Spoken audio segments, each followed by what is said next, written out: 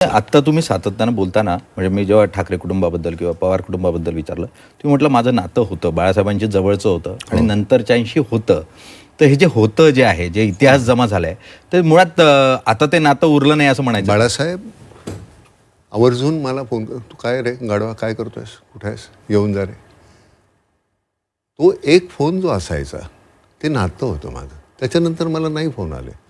राजचं माझं होतं, उद्धवचंही माझं होतं, ते बंद झालं. राग नाही कुठे माझा राजवर किंवा काही नाही, किंवा राजचा माझ्यावर सुद्धा नसेल. तो त्याच्या पद्धतीनं, मी माझ्या पद्धतीने, आम्ही एकमेकांचा आदर करतो. त्यांनी केलेली भाकी किती खरी ठरलेली आहेत. तर गंमत अशी आहे की काही गोष्टी आहेत त्या तुम्हाला पटत नाहीत, काही पटतात. प्रत्येक गोष्ट तुझी मला पटायलाच पाहिजे, माझी तुला पटायलाच पाहिजे असं नाही होत. काही दुमतं असतात. तर त्यामुळे तुम्हाला असं वाटतं की नाही, भेटूया, नको, जाऊ दे, राहू दे. त्यामुळे ते राहून गेलं.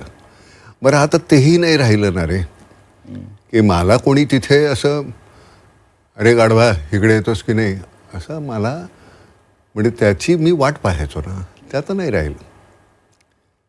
त्यामुळे ती नातं राहिली नाही. तर सरतेशेवटी ते एका बाजूनच होणार नाही ना. राजकडे मी घरी जायचो, जेवायचो छानपैकी. बाळासाहेब गेल्यानंतर मातोश्रीशी संबंध संपला. मी माझ्या परीनं प्रयत्न केले, पण नंतर, आणि मला काय हवं होतं तुमच्याकडनं, काय घेणार होतो आणि काय देणार होतात ना मी, काय नाही आहे माझ्याकडे, सगळंच आहे की.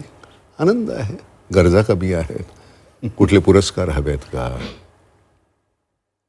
काही फेवर पाहिजे का, इथे तुम्ही माझ्यासाठी अमुक कर, काय नाही, तुम्ही छान असायला. म्हणजे मी ज्यावेळी एकदा म्हणालो होतो की तुम्ही दोघं एकत्र यायला हवेत, राज म्हणाला नानाला राजकारण कळत नाही, त्याने त्यातनं खूपसू नये. आणि मला खरंच कळत नाही. आपल्या फक्त इच्छा असतात, सदिच्छा असतात, तेवढ्याच आपण बोलत राहतो ना.